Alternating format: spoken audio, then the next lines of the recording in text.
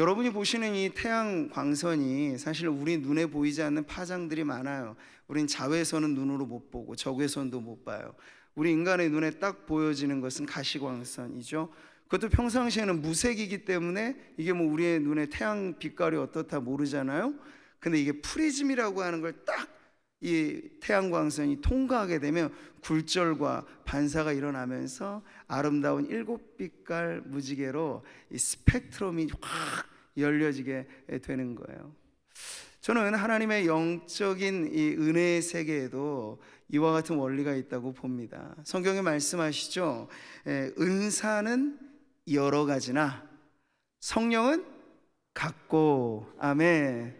여러분이 이번 한 주간을 통해서도 그렇게 보신 거예요. 네.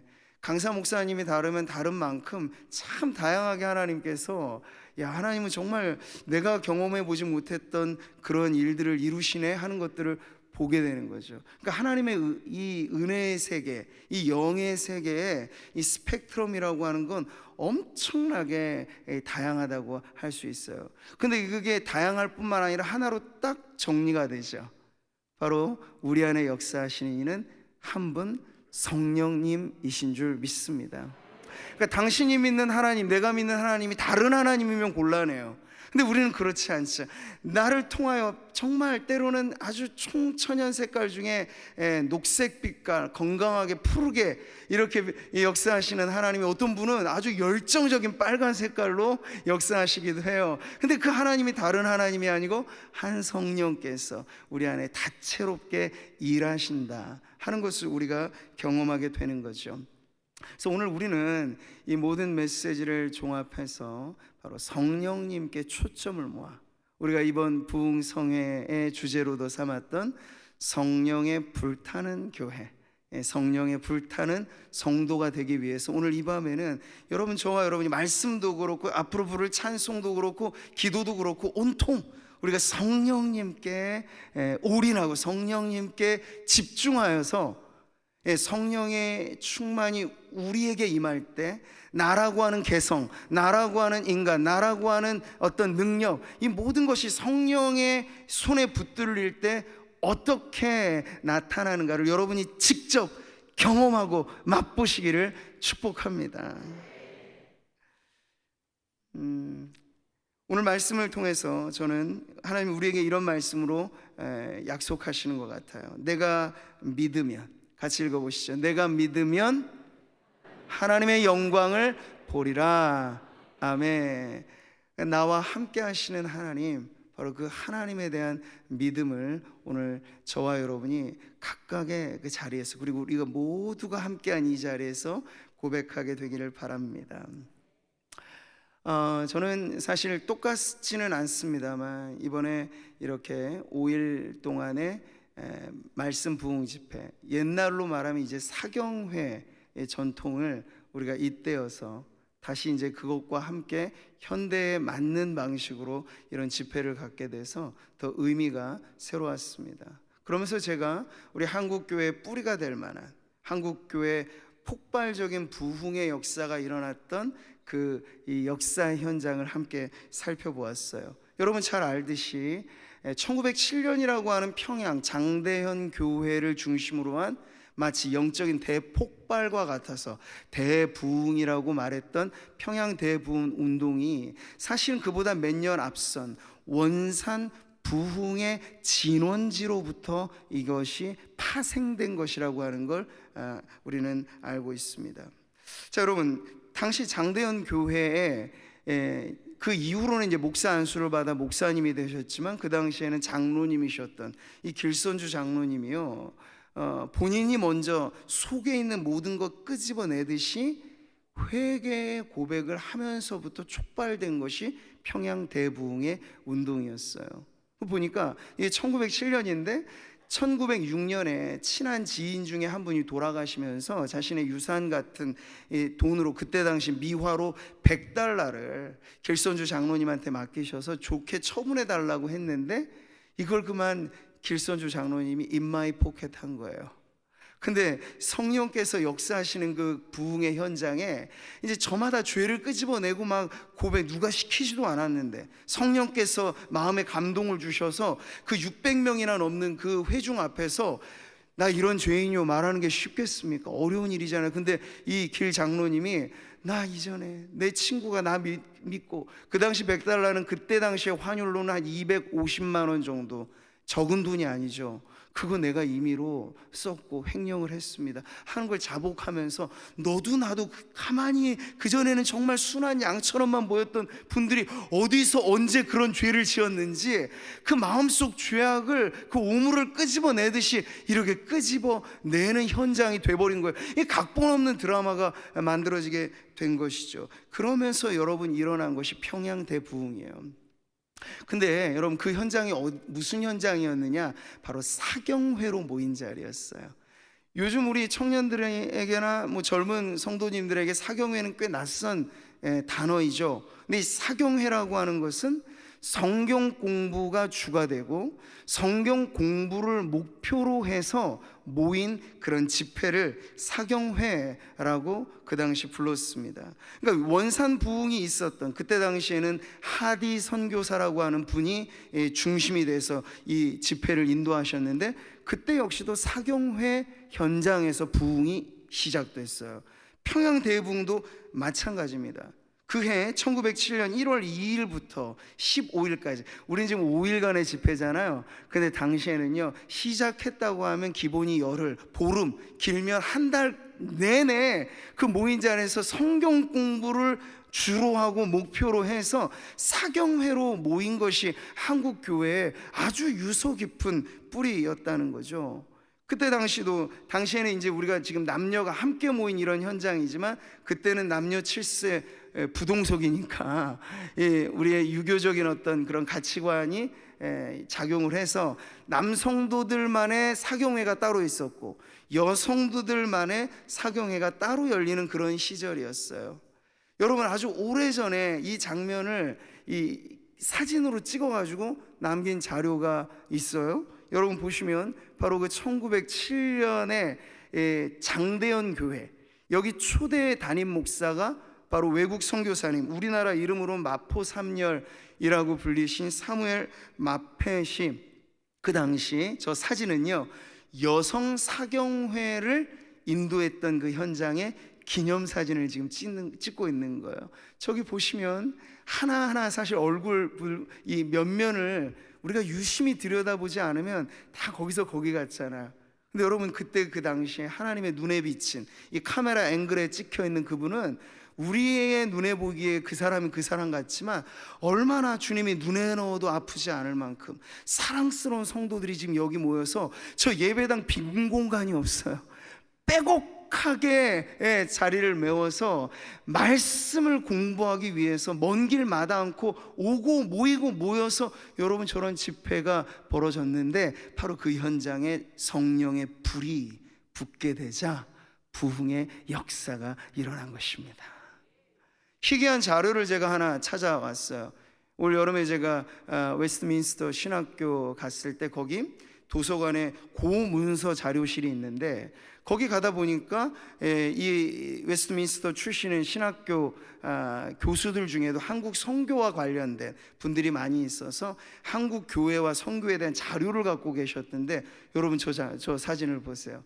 이거 흑백 사진이 아니고 약간은 컬러풀한 사진이 있는 거죠. 근데 저 줄지어서 나오는, 제가 몰라도 맨 앞에 있는 흰머리의 여성은 코가 길고 크고 외국 선교사님이신 거예요. 그 옆에 엄청 저렇게 정돈해서 줄지어서, 저 끝이 보이시나요? 안 보일 정도로 줄 맞춰서 지금 어디로 가는 거죠? 사경회가 열리는 교회로 향하는 저 행진을 지금 사진에 담아다가 우리가 지금 보고 있는 것이죠. 얼마나 저런 장면들을 보면 우리 감동적인지 몰라요. 저 열심히 어디서 났을까? 저때 저 시절에 말이죠. 어디 하나 이동할 때 우리는 그래도 교회 셔틀이 가동되고 뭐 차로도 오시고 카풀도 하시고 대중교통도 있잖아. 저 때는 뭐 10리 50리 먼 길도 그냥 다 뚜벅뚜벅 걸어가서 가는 길인데, 말씀을 전해주는 곳이라면 어디든지 가오리다 해서 저렇게 벌떼처럼 구름대처럼 몰려오는 그 풍경을 하나님께서 얼마나 귀하게 여기셨는가, 거기에 성령의 불을 붙여 주신 거예요. 이건 이제 조금 더 시간이 지난 이후의 장면인데 한 장만 더 보여드리죠. 이건 30년대에, 여기도 보세요. 사람이 분간이 안 될 정도로, 여기 사경의 한 현장을 찍은 장면인데요, 여기서도 저 넓은 예배당에 발디딜 틈 없이 빼곡하게 모여있는 여성도들이 은혜가 목마르고 은혜가 너무너무 사모하게 되어서 이렇게 자리한 저 현장에 우리가 알고 있는 한국교회 초대교회 역사는 부흥의 불이 붙고 놀라운 역사가 일어났던 것입니다. 사랑하는 성도 여러분, 이제 2년 뒤가 되면 한국 선교 140주년이 다가오게 돼요. 저는 참 이번에 이 말씀 부흥 집회를 하면서도 다시 한번 우리 믿음의 옛 선조들에게 감사한 마음이 생기는 건, 우리 한국교회가 그냥 뭐 폭발적으로 성장했다라는 것만으로는 자랑거리는 사실 안 돼요. 근데 더 중요한 건 뭐냐면 뿌리를 아주 잘 내렸다는 거죠. 너무 감사하게도 그때 한국에 들어왔던 선교사님들이 다 복음 중심의 이 선교사님들이라서 한국 성도들, 그들에게 무엇을 최선을 다해서 가르쳐 주셨냐면 말씀을 가르쳐 준 거야. 말씀을 가르쳐 준 거야. 그러니까 성도들의 신앙이 삐딱하게 세워지지 않고 말씀의 뿌리를 내려서 세워지게 되니까 이 짧은 시간에 엄청난 도약을 하면서 지금도 물론 우리가 여러 가지 많은 어려운 환경 가운데 있습니다만 한국교회 저력이 바로 거기서부터 생겨나게 된 것을 보면, 우린 이런 지나온 이 역사의 현장과 오늘 맞닿아 있는 이 말씀 부흥 집회가 지금도 하나님께서 얼마나 좋아하시는 은혜의 자리인 줄, 여러분 그것을 꼭 믿으시기를 바랍니다. 지금도 여러분 사실 아프리카나 어디 곳에 부흥이 막 일어난다는 소식들은 간간히 접해요. 근데 안타까운 것은 그런 데 가면 대개가 막 신유 집회, 무슨 은사 집회 이런 곳에서 사람들이 와 일어나거든요. 근데 문제는 말씀의 신앙의 뿌리가 안 내려지니까 금세 다 떠나가 버리는 거예요. 정말 중요한 영적인 원리는 이것입니다. 우리의 신앙이 견고하게 바로 서려면 언제나 그렇듯이 시냇가에 심긴 나무가 철을 따라 열매를 맺듯이 우리의 신앙의 뿌리가 말씀으로 내려져야 될 줄 믿습니다. 그러니까 오늘날 우리 한국교회가 사실 뭐 집회의 수가 모자라는 건 아니잖아요. 근데 적당하게 세속주의가 다 어느 곳에든지 물들어 오기 때문에 이렇게 옛 성도들이 가졌던 저 지극한 정성, 이거는 사실은 우리들한테 너무 이제 불편해져 버린 거예요. 지금 뭐 손안에 스마트폰으로도 좋아라 하는 교회들은 우리가 다 갈 수 있잖아. 사이버 상이지만 화면으로만 보는 거지만, 그러다 보니까 직접 사실 우리가 이렇게 부흥성회를 합니다 하면 내 발을 딛고 여기까지 오기가 이제는 고민을 하게 되는 시대가 된 거예요. 아, 불편한데? 교회까지 가지 않고 그냥 안방 극장처럼 TV에서 봐도 될 텐데, 이게 이제 우리에겐 시험거리가 되는 거죠. 그럴 때 여러분 생각해 보시오. 저 사진 속 빛바랜 사진에 걸어오는 그 여성도들의 모습과 그 빼곡히 모인 그 현장이 얼마나, 여름이었으면 더웠겠고 겨울이었으면 얼마나 또 불편하고 그렇겠어요. 근데 그런 것 다 마다 않고 정말 하나님의 은혜를 향해서 주 말씀 향하여 나오는 그 옛 성도들의 신앙의 뿌리를 오늘 우리가 다시 한번 우리의 것으로 삼는 이번 말씀 부흥 집회가 되기를 주님의 이름으로 축복합니다. 그 당시에 평양 선교사였던 이 블레어 선교사님이 그 현장, 부흥의 도가니가 됐던 말씀 사경회 현장을 보면서 이러한 말을 남기기도 했어요. 여러분 들어보시죠. 마치 유대인들이 유월절을 지키듯 한국 교인들은 그때만 되면, 이게 사경회를 말하는 거예요. 그때만 되면 모든 일상생활을 접어두고 오직 성경 공부와 기도에만 전념합니다. 이같이 성경 공부에만 전념한 결과 교회 전체가 하나 되어 사랑과 봉사로 이루어지는 진정한 부흥이 가능하게 되었습니다. 여러분, 이것은 오늘날도 적용되어지는 말씀인 줄 믿습니다. 우리가 이 유대인들은 죽었다 깨나도 정통 유대인이면 유월절을 반드시 지켜야 되는 거잖아요.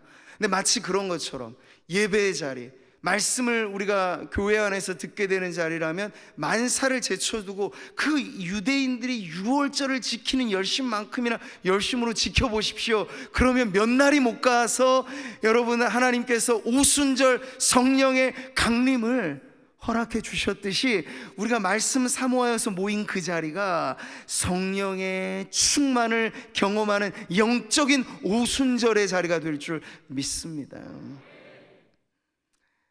여러분, 첫날 우리 권성수 목사님 그 모친이나 할머니 이런 신앙에서부터 뿌리 내려진 어떤 신앙에 대한 간증을 하시면서 우리가 다시 한번 새롭게, 예전부터 알고 있는 것이지만 다시 새롭게 마음에 와닿는 건, 하나님은 한 영혼을 바꾸실 때 그 한 영혼만 바꾸시는 게 아니고 그 변화된 영혼이 속한 집안을 바꾸시고, 그래서 아브라함 한 사람이 변하니까 천하 만대가 복을 받게 되는 것처럼 하나님께서는 한 영혼의 변화가 한 집안의 변화, 한 가문의 변화로 일으키시는 하나님이신 줄 믿습니다.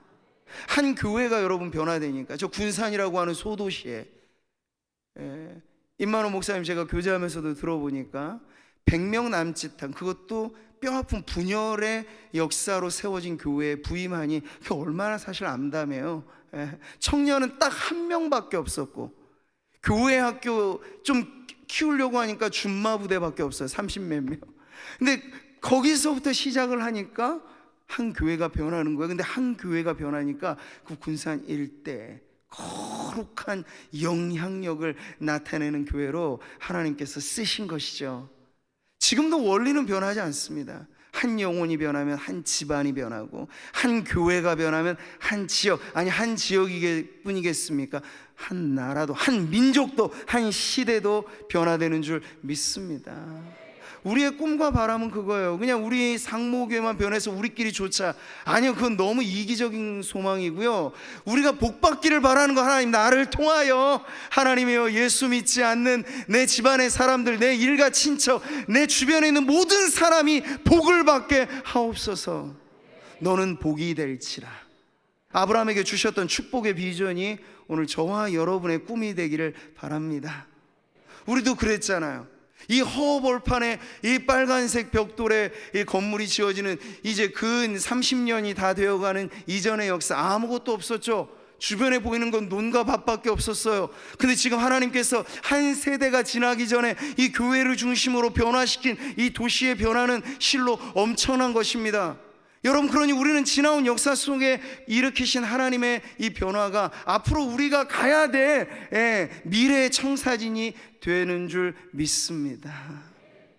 이 교회 주변에 정말 상모교회가 여기 있어서 우리는 참 좋습니다 하는 그러한 여러분, 초대교회가 온 백성에게 칭송을 받은 것처럼 우리가 그렇게 하나님의 영광을 드높이는 교회로 성령 충만하여서 변화되는 저와 여러분, 아니 우리 교회만이 아니라 이 구미지역 안에 있는 저는 모든 교회가 그러한 교회들로 복을 받기를 소원합니다.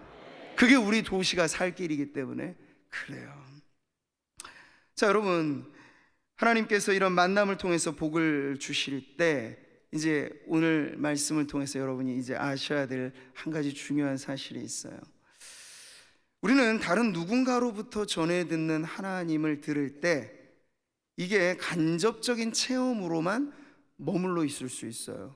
근데 헐리우드 액션 영화 보면 어때요? 2시간 동안 돈 내고 보면 그 돈이 아깝지 않을 만큼 볼거리가 많잖아요. 막 때려부시고 악당, 내 힘으로 가지고는 안 되는데 막 배트맨이 나오고 막 슈퍼맨이 나와가지고 악당 물리쳐주면 속이 통쾌하잖아요. 근데 그 2시간 영화 끝나면 그건 끝나버리는 거죠. 근데 현실의 삶에서는 누구도 슈퍼맨이 돼서 나에게 이런 도움을 주지 않고요, 배트맨으로 와서 나를 도와주는 이가 없어요. 그냥 영화는 영화일 뿐이에요. 근데 여러분이 만약 아무리 기상천외한 간증을 듣고 엄청난 변화의 이야기를 들어도 그 사람의 하나님의 이야기로만 끝나버리고 그 말씀이 내게 전이 돼서 나의 하나님을 만나는 사건으로 확장되고 발전되지 않으면 여러분 이것이 우리에게 오히려 그냥 영웅을 보면서 추앙하고 좋아하는 그러한 신앙으로 오히려 발목을 붙잡을 수도 있다는 사실이에요. 여러분, 아브라함의 하나님을 성경이 우리에게 전해주시는 이유는 뭘까요? 아브라함의 하나님을 배우라. 그 1차적인 목표는 있죠. 근데 그게 끝일까? 아니죠. 아브라함의 하나님을 나의 하나님으로 만나라는 거예요. 여러분, 예수님 하신 말씀을 같이 보시죠. 하나님은 죽은 자의 하나님이 아니요 산 자의 하나님이시라. 너희가 크게 오해하였도다. 아멘. 그러나 저는 오늘 이 예배의 자리에, 기도의 자리에 함께한 성도님들 중에는 이런 오해하시는 분 없기를 바랍니다. 헛다리 잡는 분 없으시기를 바라요. 중요한 건 이 자리에 여러분이 앉아있는 이유는 조준환 목사라고 하는 목사가 전하는 설교 듣고 가려고 오신 게 아니고 이 말씀 속에 살아계신 하나님, 나의 하나님으로 만나기 위해 여러분 그 자리에 앉아 계신 것입니다. 그러니까 목적 달성을 하셔야 돼요. 그걸 위해서 우리가 기도도 하는 것이고, 그걸 위해서 우리가 닷새간 이 자리에 계속 지킨 이유는 강사와 목사님 얼마나 말씀 잘하시나 한번 들어보자, 이게 아니고 그 목사님을 통해서 주신 말씀에 살아 역사하시는 하나님이 과연 나의 하나님이신지를 내가 알고 내가 믿고 내가 만나야 되겠다 하는 그런 여러분 영혼의 욕심을 갖고 갈망을 갖고 하나님 앞에 나오시기를 축복합니다. 근데 오늘날 많은 사람들이 그저 객석에 앉아 있어요. 유명 스포츠맨의 아주 훌륭한 경기를 관람하는 관중의 자리에 앉아 있고요. 재미난 영화를 보듯이 교회가 온갖 좋은 것으로 만든, 마치 요즘엔 공연을 뺨칠 만큼의 이런 뭔가의 퍼포먼스들을 보면 관객의 자리에 앉아 있는 경우가 많아요. 근데 절대 그래서는 안 되죠. 우리는 말씀을 들을 때, 은혜의 집회가 열릴 때 옛 선조들이 그랬던 것처럼 나의 하나님 찾고 나의 하나님 만나고 그 하나님 한 분만으로 내 인생에 정말 그 70년대 아니면 더 거슬러 올라가서 일제강점기 지나고 지나면 풀뿌리 하나 먹을 것 없는 이 조국의 산하가 얼마나 절박하고 힘든 여건이었습니까? 근데 그럼에도 불구하고 여러분, 부흥의 불이, 성령의 불이 붙은 성도들 안에는 우리하고는 비교할 수 없는 환희와 즐거움과 기쁨이 넘쳐났다는 것을 여러분 잊지 마십시오. 오늘도 우리가 불행한 이유는 남들보다 돈이 더 적기 때문이 아니에요. 송경민 목사님 그렇게 간증했잖아요. 기는 사람은 걷는 사람이 부럽고, 걷는 사람은 자전거 타는 사람 부럽고, 자전거 타는 사람은 기왕이면 자동차도 등급이 얼마나 많아요? 몇 cc, 몇 마, 얼마짜리? 끝이 없는 거죠. 소유가 우리들에게 가져다주는 만족, 그것을 살 때뿐이고 얻을 때뿐이고, 얻고 나면 또 욕망은 우리 안에 부추깁니다. 이것보다 더 좋은 것을 사, 그게 너의 행복이야. 거기에만 여러분 계속 우리가 뒤쫓아가다 보면 행복은 언제나 우리와 거리를 두고 저만치 멀어져 가는 거예요. 여러분, 삶의 방식을 바꾸시기를 바라요. 나의 하나님을 만나면 행복은 그 하나님 안에 있습니다. 나의 하나님과의 만남이 연결이 되면 그 만남 속에 세상 모든 것으로도 얻을 수 없는 참된 행복이 바로 하나님 안에 감추인 은혜가 된다는 것을 여러분의 간증으로 고백하시기를 축복합니다. 나의 힘이신 여호와여, 내가 주를 사랑하나이다. 저 어릴 적 모교회 교회당 건물의 입구에 큼지막한 말씀 글자로 새겨준 게 바로 이 구절이었어요. 우리 합동교단에서는 꽤 어르신이었던 김창인 목사님 평생 애송했던 성경 구절도 이 구절이었어요. 근데 여러분, 이 구절이 왜 많은 분들에게 사랑을 받냐면 여기에 신앙의 진실이 있기 때문에 그래요. 다윗이 이 시편 18편을 쓸 당시에 모든 원수들의 위협으로부터 나를 건져주시고, 사울 왕이 자기 사위이기도 하고 자기의 충성스러운 충복이기도 한 다윗 못 죽여서 안달인 그 사울의 칼을 피하고 간신히 살아나 하나님의 도우심을 경험했던 다윗이 말이에요, 처음에 고백한 말이 나의 힘이신 여호와여. 여러분, 그 뒤에 나오는 그 이 구절들이 어떤 것인지 한번 눈여겨보세요. 같이 보실까요? 여호와는 나의 반석이시요 나의 요새시요 나를 건지시는 이시요 나의 하나님이시요 내가 그 안에 피할 나의 바위시요 나의 방패시요 나의 구원의 뿌리시요 나의 산성이시로다. 아멘, 아멘. 나의 하나님, 나의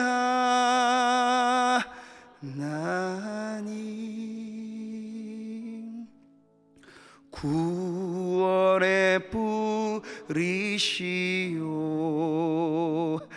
나의 산성이라. 나의 하나님, 나의 하나님,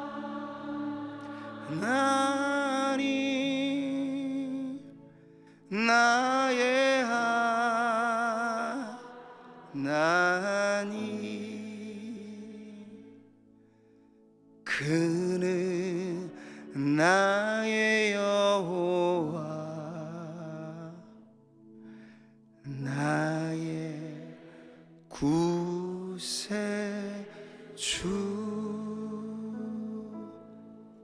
여러분, 진짜로 그렇게 고백하셔요? 나의 하나님 맞습니까? 그 하나님 만나셔야 되는 거예요.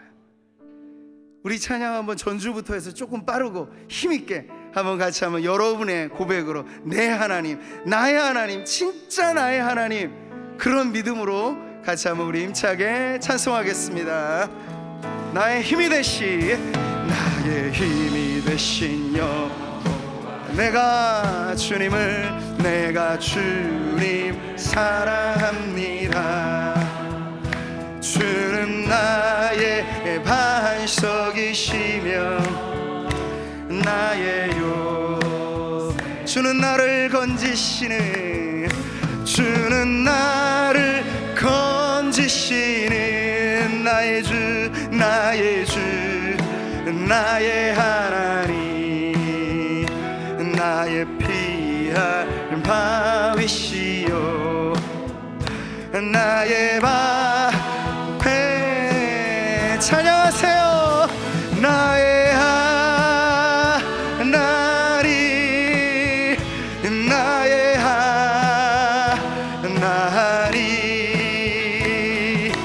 구원의 뿌리시요 나의 산.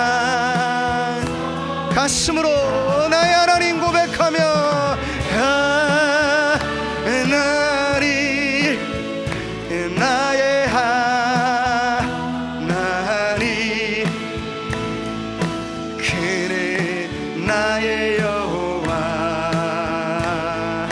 나의. 자, 조금 더 힘차게. 나의 생명 되신, 나의 생명 되신 여호와, 내가 주님을 찬양합니다.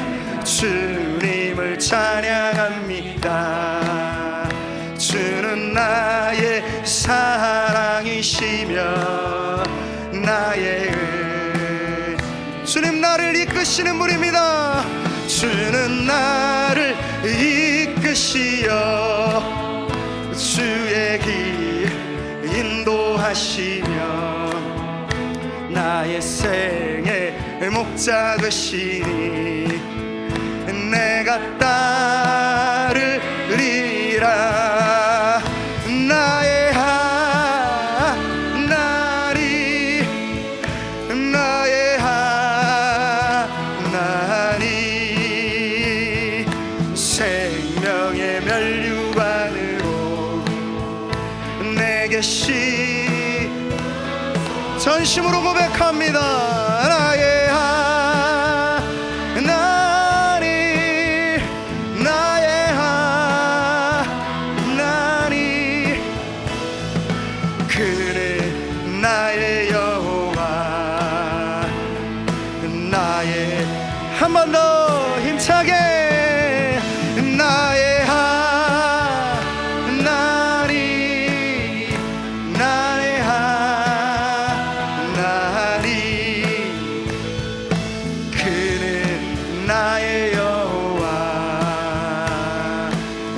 나의 구세주 나의 하나님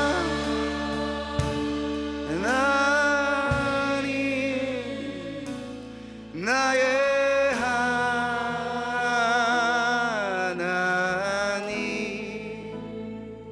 아멘. 그는 나의 여호와 나의 구세주 나의 주 나의 하나님 나의 여호와 나의 방패 되신 주님 앞에 영광의 박수 드리겠습니다. 할렐루야. 여러분 축복합니다. 이 성회에 모인 한 성도도 예외 없이 어린아이에게서부터 노년에 이른 모든 성도가 오늘 이 진심의 고백이 나의 주 나의 하나님으로 성령 받고 충만한 그 가슴의 고백으로 여러분 주님 앞에 노래하는 찬양하는 성도들 되시기를 축복합니다. 아멘. 자, 여러분 백문이 불여일견이란 말 신앙생활에도 그대로 적용돼요. 우리가 하나님을 안다는 것, 어제 박성규 목사님도 지정의, 인격적으로 히브리어 야다라고 하는 알다라고 하는 동사는 부부가 은밀하고 그들만의 관계에서 알 수 있는 아주 깊이 있는 사귐의 지식을 말하는 거예요. 그래서 여러분 영적인 세계로 말하자면 이 학위 저 학위 뭐 척척 박사 신학 박사학위가 몇 개씩 돼도 일자무식의 성도보다도 더 영의 세계는 모를 수가 있어요. 정말 그렇거든요. 뭐 고문서를 해독하고 언어를 막 수십 가지를 해도 결론을 말하는 거 들어보면 예수가 하나님의 아들이 아니래요. 그냥 성경은 옛날 고문서일 뿐이고 이거 보면 그냥 짜집게 된 내용들이 많대요. 여기에 기적이나 이런 건 다 신화고 그거 다 없앤 상태에서 성경을 연구해야 된대요. 그게 학자들이 하는 말인데 여러분 그거 신학의 신자도 몰라도 교회 어린 시절부터 쭉 다녀서 예수님이 날 위해 이 땅에 오셨고 예수님이 내 죄를 위하여 십자가 지셨고 죄와 사망의 권세에서 날 살리시려고 부활하셨습니다. 이 신앙을 반듯하게 갖고 있으면요 석박사 척척박사하고 전혀 부러울 것 없는 하늘의 영적인 세계에 눈이 뜨인 성도가 되는 것입니다. 저는 여러분이 그러한 성도로 살아가시기를 축복합니다. 여러분 우리가 관심을 갖는 건 성령의 불이죠. 불은 무엇입니까? 화폭에 아무리 여러분 이글거리는 불을 우리가 생동감 있게 그려냈다고 해보세요. 그걸 보고 아 뜨거워할 사람은 아무도 없어요. 아무리 막 생동감 있고 3D 기법으로 그려내도 그림은 그림일 뿐이에요. 근데 요즘에 우리가 뭐 불멍 때린다 그러죠? 모닥불 피워놓고 그 가까이 가면 자그마한 불꽃에도 열이 있고요 빛이 있어요. 그게 진짜 불과 가짜 불의 차이인 거죠. 근데 여러분 성령의 불은 화폭에 담겨진 그림이 아닙니다. 성령의 불은 영웅들에게만 허락된 뭐 이상한 남다른 특권이 아닙니다. 성령의 불은 오늘 여러분 이 결론을 아주 꼭 여러분의 마음속에 새겨 넣으셔야 돼요. 이 평생의 가장 중요한 진리예요. 그 성령의 불은 내게 붙어지는 성도인 나에게 붙는 여러분 은혜요 축복이요 능력인 줄 믿으시기 바랍니다. 그래야 그냥 먼 산 쳐다보고 저 금오산 한 번도 올라가 본 적도 없이 그냥 먼 산 보듯이 금오산 좋네 그러지 않을 수 있어요. 우리는 그 넓은 산을 멀리서도 조망하지만 내가 산을 안다는 건 그 산을 오르는 거죠. 그 산길을 체험하는 거고 그 산의 숲의 냄새를 맡는 거고 성령이 역사하신다는 것은 이론과 개념과 사상과 판에 박힌 이야기가 아니고 정말 그러세요. 생동감 있게 살아 숨쉬듯 정말 성령에 가까이 가면 그 영혼의 열기가 느껴지고 그래서 성령 받고 그 충만한 은혜 체험과 간증들을 들어보면 무슨 전류에 감염된 것 같은 그러한 육체적인 경험까지도 동반할 정도로 모든 경험이 다 똑같이 카피되는 것은 아니지만 심지어 D.L. 무디가 성령을 충만하게 받았을 땐 더 이상 감당할 수 없어서 손을 내저으며 그만 하나님 저 이러다가 죽겠어요. 여러분 이런 체험이 날조된 그림의 언어가 아니라고 하는 것을 여러분 꼭 믿으시고, 근데 믿기만 하는 것으로 끝나면 안 되고, 나의 하나님, 내 안에 성령님도 이와 같은 분이십니다. 그런 고백으로 여러분 이어가시기를 축복합니다. 이것 때문에 성령님이 오셨어요. 그러지 않으면 그냥 우리가 밋밋한 신앙 가지고 있는 듯 없는 듯 하는, 그럼 마귀에게 놀잇감밖에 안 되거든요. 그런 인생을 마귀는 전혀 두려워하지 않아요. 마귀의 블랙리스트 명단에 오를 수가 없어요. 성령에 대해서 긴가민가 하는 정도의 신앙을 가진 성도들을 두려워하지 않기 때문에. 근데 누가 정말 마귀의 세계에서도 그 이름이 유명하고 그에게 결정적인 타격을 입힐 만한 사람입니까? 묻는다면 성령을 그림에 그려진 불이 아니고 내 가슴에 붙은 불로 체험하는 성도가 바로 그런 성도인 줄 믿습니다. 진리의 성령이 오시면 그가 너희를 모든 진리 가운데로 인도하시리라. 아멘. 그러니까 성령이 계시다는 것도 진리잖아요. 성령님은 이런 분이시다라고 하는 것도 진리고요. 근데 그 진리를 우리로 하여금 체험적인 신앙과 체험적인 지식으로 알게 하시려고 이 땅에 오신 분, 그분이 바로 성령님이십니다. 여러분, 예수님께서 세례를 받으시는 현장에 성령이 강림하셨죠. 그때 성령은 마치 보이기에는 이걸 아무나 보지 못했어요. 영안이 열린 세례 요한이 보았을 때 비둘기와 같은 형상으로 성령이 임하신 거예요. 근데 그 형상에 담겨진 의미는 예수님께서 재물 하나 변변치 못해서, 그래서 가난한 자들을 위해서 마련해 준 재물이 비둘기였거든요. 그 비둘기와 같이 낮고 천한 인생들의 구원자로서의 사명을 감당하시라고 성령이 임하시되 비둘기 같은 형체로 임하셨어요. 근데 여러분 보세요, 이제 예수님이 승천 이후 예수님의 지상에 남긴 분신과도 같은 존재, 예수님의 몸이라고 불려지는 교회 위에 성령이 임하실 땐 어떻게 임하셨느냐, 여러분 다 아시잖아요. 아셔도 다시 한번 같이 읽어보시죠. 시작.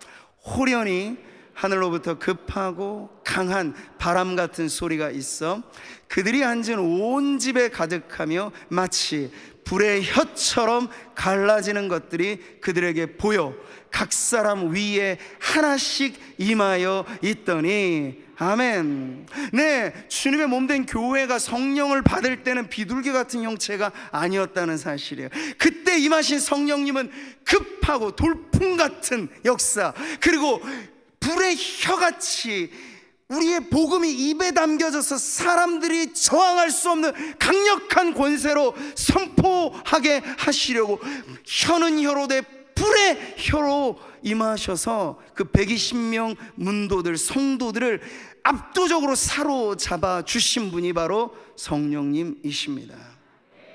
지금도 우리 사실 이 대한해협에 큰 태풍이 지나갈까 말까 지금 이 뉴스를 보면서 우리 많은 국민들이 조마조마하죠. 역대급의 태풍이 가지고 있는 엄청난 에너지는요, 그냥 집체를 날려버려요. 그리고 태풍이 이따금 불 필요도 있는 건 뭐냐면 태풍 정도 급이 와야 바다가 뒤집혀요.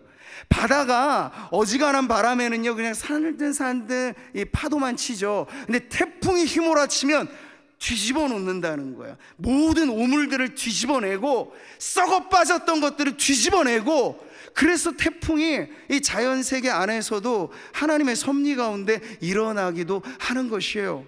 근데 여러분, 예수님이 이 땅에 남겨두신 주님의 몸된 교회가 이 지상의 사명을 감당하기 위해서 성령은 임하시되 불의 혀처럼 급하고 강한 바람처럼 임하셨습니다. 이것이 앞으로 교회가 감당할 사명의 미리 보기와 같은 임재였던 것이죠. 열정에 불을 붙여주신 거예요. 이 냉랭한 가슴으로 어찌 나 아닌 또 다른 누군가에게 예수 믿으세요 말할 수 있겠어요? 이건 어려운 얘기가 아닌데 입이 열려지기까지는 우리의 가슴에 불이 붙어야 그게 되는 거잖아요. 성령은 교회가 복음을 전해라, 땅끝까지 나아가 복음 전해서 우리 주님 오실 날 어서 속히 이르게 하거라는 이 지상의 사명을 감당하도록 네, 성령은 역대급의 태풍 같은 휘몰아치는 감동과 불의 혀 같은 강력한 임재와 역사로 임하신 줄 믿습니다. 그래서 예수님의 직계 제자인 사도들, 초대교회 성도들 안엔 저마다 우리가 기억해주는 이름 몇 안 되죠. 여러분, 예수님의 가룟 유다를 빼고 새로 등재된 사도까지를 포함해도 우리가 나머지 바울이나 베드로, 야고보, 요한 몇몇 유명한 이 사도들 빼고는 행전을 몰라요. 근데 그들이 아무런 일 없이 그냥 있는 동 마는 동 미비하게 살았던가? 전혀 그렇지가 않아요. 네, 도마로 말할 것 같으면 인도 복음의 뿌리를 도마로 삼고 있습니다. 그 짧은 시간에 어떻게 그가 거기까지 가서 복음을 전했는지 우리는 그 비밀을 알 수 있어요. 주님께서, 성령께서 이 집사인 빌립에게 임하셨을 때 말이죠, 성령 충만한 이 열정이 일어나니까 갑자기 불현듯 주님이 가라고 하시면 광야에도 서슴없이 가고, 에디오피아 간다게 내시었던 아주 중요한 리더십을 만나는 자리에선 그에게 복음을 전해주는 적재적소로 쓰임받는 일들을 우리는 사도행전 곳곳에서 보잖아요. 무명한 듯 보이나 하나님 나라에서 그 이름이 유명했던 모든 사람들 하나같이 성령 받고 성령의 불이 있고 그 가슴에 열정의 불이 타올랐던 일꾼들이었다는 걸, 여러분, 교회의 역사는 우리들에게 보여주는 것입니다. 기독교 신앙은 생명을 가르쳐주는 자연 교과서가 아니라 기독교 신앙은 생명 그 자체입니다. 성령께서 바로 우리들에게 이러한 은혜로 임하실 때 오늘도 우리는 성령 받아 불의 사람 되는, 불타오르는 이 열정으로 우리 가라 하시면 기꺼이 가는 그러한 결단과 헌신으로 우리를 통해서 주님의 일하심이 나타나게 될 줄 믿습니다. 그래서 예수님께서 우리에게 말씀하신 세례가 바로 이런 세례였던 거예요. 네, 성령의 불. 누가복음 말씀, 우리가 본문으로 읽은 말씀 한 번 더 보시죠. 그는 성령과 불로 너에게 세례를 베푸실 것이요. 아멘. 우리는 언더우드 선교사님을 중심으로 해서 선교의 계보를 알고 있죠. 근데 한국을 교회를 세우는데 이모저모로 쓰임받은 선교사님들이 정말 많아요. 근데 그 중에 한 분은 R.A. 토레이라고 하는 무디와 함께 동역했고 신학자이면서도 걸출한 설교자였던 그분이, 사실 이 원산부흥 핫이라고 하는 선교사가 집회를 인도할 때 그들 안에, 선교사들, 초기 선교사들 안에 과연 성령에 대한 어떤 믿음이 있었는가 우린 궁금하잖아요. 근데 그분들이 대개 공유하고 있었던 믿음은 성령은 그저 느낄 수 없는 바람이다, 중생한 사람은 성령 세례도 그냥 다 받은 것이다. 이게 사실은 신학이 가르쳐주는 진리이긴 한데요, 근데 초대 우리 한국 교회에 섬기셨던 선교사님들은 사실 그러한 냉랭한 신앙만이 아니라 가슴에 진짜 불이 있었던 분들이었어요. 이 토레이라고 하는 이 신학자가 무디와 함께 동역하며 사역하면서, 그 무디가 말이죠, 늘 이 토레이를 앞세우면서 제가 이런 집회를 준비하고 있는데 토레이 박사, 당신에게 내가 부탁합니다, 이 설교 꼭 해주세요. 근데 그 설교의 18번의 단골 주제는 뭐냐면 성령 충만을 받는 법이에요. 그러니까 그가 가는 곳곳마다 몰랐던 사람들이 알게 되고, 아, 성령 충만은 예수 믿는 나를 위해 주신 약속이구나 하는 걸 믿게 되고, 그 믿음으로 내가 회개하며 기도하면 그 성령의 불이 내게도 붙는구나 라는 아주 명확한 진리가 전해지니까 진짜로 불이 막 붙는 거예요. 근데 그런 분들을 대를 이어서 우리가 잘 알고 있는 예수원의 유명한 대천덕 신부, 그분도 토레이 가문의 3대로 이어지는 분이셨어요. 근데 이러한 신앙을 갖고 있으니까 명료하죠. 여러분이 지금 성령과 관계에 대해서 그 불이 내게 있는가 없는가를 점검해 보는 기준은 아주 단순한 질문이에요. 당신은 성령을 충만하게 받은 것을 알고 있습니까? 모르고 있습니까? 당신은, 아니, 더 정확하게 말하면 당신은 성령 충만을 경험했습니까? 경험하지 못했습니까? 이 질문에 성령 충만을 이미 경험한 사람들은 두말할 것도 없이 예, 저는 성령 충만을 받았습니다 라고 말할 수 있는 게 성령 충만이에요. 근데 이런 질문을 받고 머리를 극적거리면서, 아, 내가 성령 충만 언제 받았더라? 이거 내가 언제 주일학교 때 배웠나? 그러면 그분은 빨리 하셔야 돼요. 나는 아직 성령 충만을 경험적으로는 알지 못하고 있구나, 이거예요 여러분. 그러니까 이걸 명확하게 해야 고집부리지 않고 나 성령 충만을 아직은 받지는 못한 상황이다, 상태이다라고 하는 걸 인정하면서 내게도, 찬송에서도 하잖아요, 내게도 주소서, 내게도 주소서, 내게도 주소서 하는 성령 충만의 진짜 세계로 나아갈 수 있는 거예요. 여러분, D.L. 무디가 제가 앞서 말한 그 강렬한 성령 세례 충만을 받기 전에도 전도자였어요. 설교자였고 꽤나 유명한 주일학교 부흥사였어요.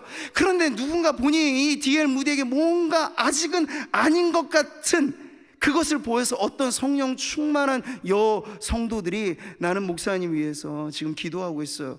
근데 평신도가 목사 위해서 기도한다고 하니까 기분이 썩 좋지는 않았단가 보죠. 뭐 날 위해서 기도하실 게 있어서 기도하고 계십니까?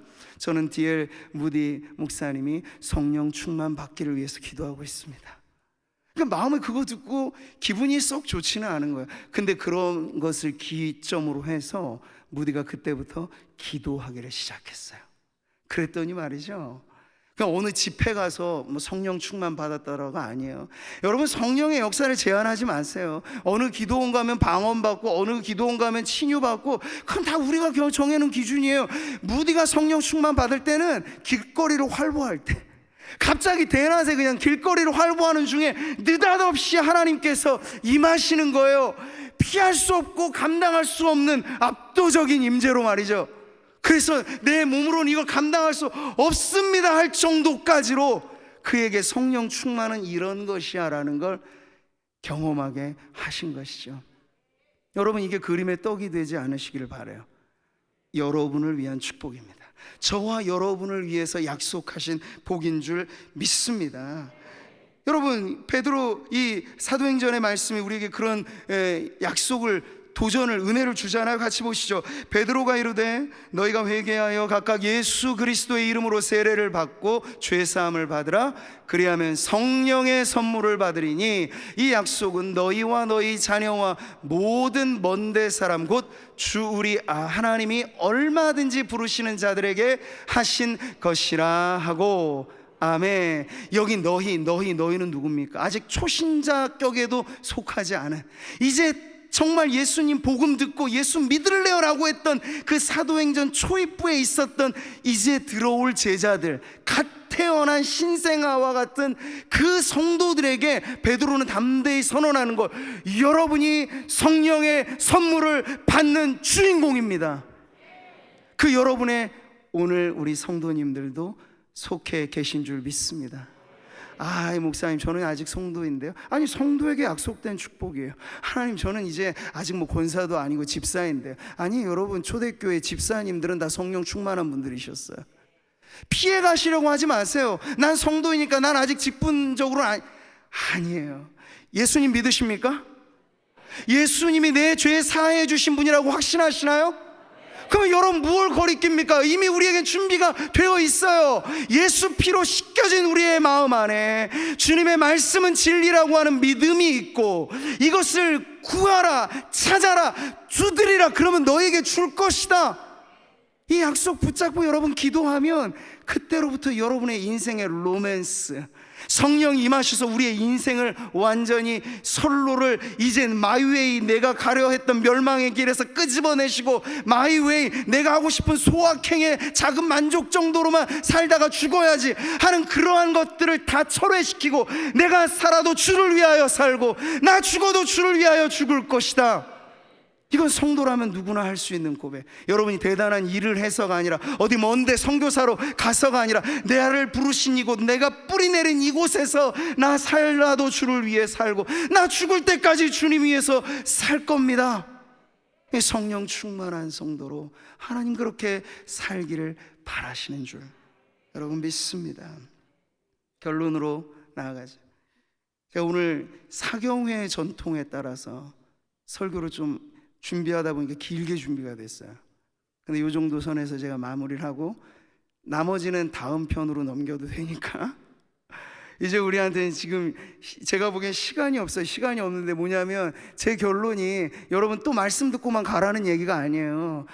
야 열받아서 지금 우리 목사님 뭔가 피토하듯이 얘기하는데 대단하시다, 그런 거 여러분 관람하고 가시라는 게 아니고, 이제는 여러분 제가 침 튀기고 피 튀길 정도로 열정적으로 말한 게 바로 여러분의 것이라고 주어진 성령의 선물인데 풀어보지도 않고 받아보지도 않고 그냥 가시려고요. 안 돼요, 안 돼요, 안 돼요. 기회는 맨날 오는 건 아니에요. 여러분 지금 우리에게 이 압축된 5일간의 집회를 통해서 여러분 지금 계속 누적돼 왔잖아요. 근데 여러분 안에서 이제 폭발되어야 돼요. 주님을 향한 갈망과 이 약속이 저 목사님의 하나님만이 아닐 텐데 나의 하나님도 그런 분이실 텐데 이제 내가 믿고 기도해서 나도 그 복을 받아야지. 여러분 축복받아 돈 많이 버는 것도 복이고 축복받아 건강해지는 것도 복이죠. 그런데 성령 충만한 복에 비할 복은 아무것도 없어요. 아무것도 없어요. 진짜 아무것도 없어요. 이건희 회장보다 더 회장으로 여러분이 이한 머스크처럼 세계 첫째가 하는 부자가 돼도 성령 충만하지 않으면 하나님의 나라에서는 아무런 존재가치 없어요. 그 사람이 화성을 탐사하러 가든 어디로 가든 그 하나님 나라의 역사에는 족적도 남지 않은 인생이에요. 그러나 무명한 듯 보여도 성령 충만해서 나 하나님이 보내신 그 자리에서 천하보다 귀한 한 영혼 구원하는 그 일에 내가 쓰임받는다면 여러분의 이름은 빛날 것입니다. 언제까지? 영원 무궁하도록. 뭐가 복이에요 여러분? 성령 충만한 이 복은 가난해도 받습니다. 무식해도 받습니다. 직분이 없어도 받습니다. 성도라면 받아요. 그걸 여러분이 믿으시고 이제 그 믿음을 가지고 기도하는 자리에 나아가시기를 축복합니다. 불타는 성도, 무엇으로? 성령의 불타는 성도. 네, 우리는 그것을 다시 한번 기대하면서, 하나님은 우리에게 온갖 좋은 것을 주시는데 하나님의 마음도 그래요. 가장 좋은 걸 주고 싶어 하세요. 왜? 우리를 사랑하는 아버지이시니까. 이 말씀 한 구절만 딱 읽고 우리 기도하죠. 너희가 악할지라도 좋은 것을 자식에게 줄 알거든 하물며 너희 하늘 아버지께서 구하는 자에게 성령을 주시지 않겠느냐 하시니라. 아멘. 다른 말씀 다 잊어도 여러분 이 한 말씀만 내 생명줄과 같은 걸로 붙잡고 여러분 기도해 보시겠어요? 그러면 결판이 날 겁니다. 네, 오늘 이제 저와 함께 찬송하면서 기도하는 자리에 나아갈 때 여러분 이제는 여러분의 자리가 임재의 자리예요. 이제 강단과 회중석의 차이는 아무런 의미 없어요. 성령은 임하셔서 누비시면 여러분 은혜의 사각지대가 없게 하실 겁니다. 위층 아래층의 구분도 없어요. 성령이 임하시면 120 성도의 각 사람 위에 임하셨습니다. 특출난 누구에게만이 아니라 각 사람 위에 임하셨으면 충분히 여러분이 오늘 그 주인공이 되실 수 있어요. 오늘 우리에게 그 기쁜 선물을 약속하신 하나님 앞에 여러분도 이제 확신을 가지고 오늘 기도하고 믿고 여러분 안에 거룩한 성령님을 모시기에 좀 껄끄러워질 만, 그게 죄거든요. 그게 있으면 낱낱이 고하세요. 그게 회개예요. 성령을 받기에 내 안에 부끄러움의 죄가 떠오르신다면 그거 삼키지 마시고 뱉으세요. 회개는 토설하는 거예요. 더러운 거 이물질 삼키면 해롭죠. 죄를 삼키지 마시고 뱉어내세요. 주의 보혈 흐르는데 믿고 뛰어나아가 내 모든 죄를 아뢰일 때 여러분 용서받고 성령도 받게 될 것입니다. 할렐루야.